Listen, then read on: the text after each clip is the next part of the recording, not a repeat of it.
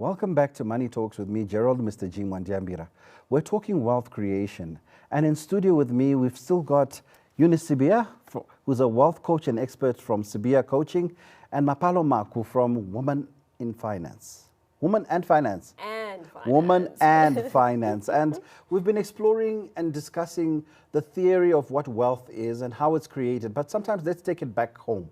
You've got a story to tell. Mapalo, share with some of our viewers your wealth story and some of the decisions you took, which many people will be gobsmacked about. Yes. So my wealth story, I teach about money and, get out of debt, start investing, start saving, that sort of thing. And I think when, as a young adult, you get married, you have kids, and, it's like your life's supposed to happen in a certain way, move to that house, get a bigger car, But I realized that we will never create the kind of wealth that I know I personally want for my family if we keep on doing the same things that everybody else is doing, right? So me and my husband took a decision. We're going to move back home, rent out our property, and we had an existing property already. So you left the leafy green suburbs. And you went back home. Went back to the hood. All to save money and to create wealth. Yes. How do you create wealth? By moving away from the fancy life to the more simple life. So what we did, we had two existing bonds, right? So it meant that we were able to pay more because we were renting them out. So these two properties, we had people living in them, and we were still contributing what we were meant to be contributing had we stayed in those properties. Wow. Okay, so we made sure that we do that, which cut down the years that we owe the bank. Because remember, effectively, if you have a bond, you are the property. Yeah, you're bond. You're the yes. The property still belongs to the bank, right? So we made sure that we're speeding up the process to make sure that we actually own these properties. And a host of other things, very interesting things happened. So we eat out a lot, and because we're in the hood, that got cut down. So we found massive savings in just moving back. We did it for a year, but man, that year was worth it.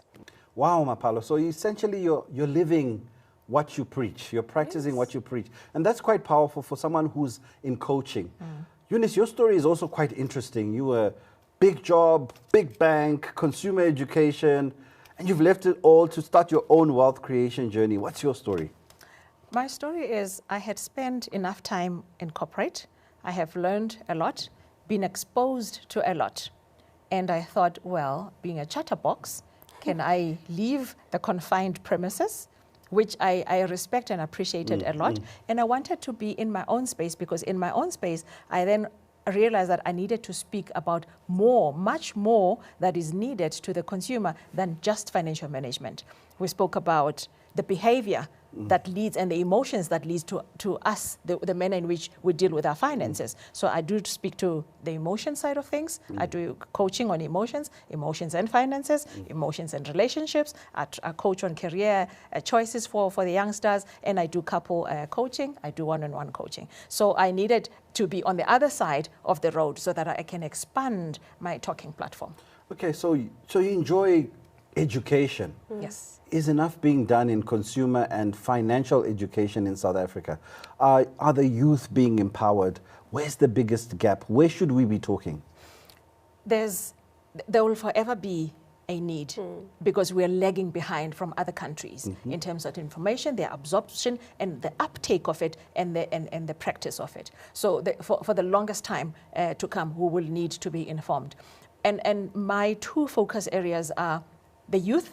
I enjoy talking to the youth because there it's preparatory. We inform and we educate so that they embark on the right side of the road, make the right decisions, make the right choices, and never repeat the mistakes that we made because we started on a blank. On the other side, with the adults, who are the credit active consumers, it's remedial. It's remedial. So you're fixing the problem. So for a lot of us who've already started the journey, we've made the mistakes. Yeah. So Mapalo, what are the common mistakes which you encounter in terms of your coaching, which you can share with the viewers that they must read them as warning signs before it gets too bad? Yeah.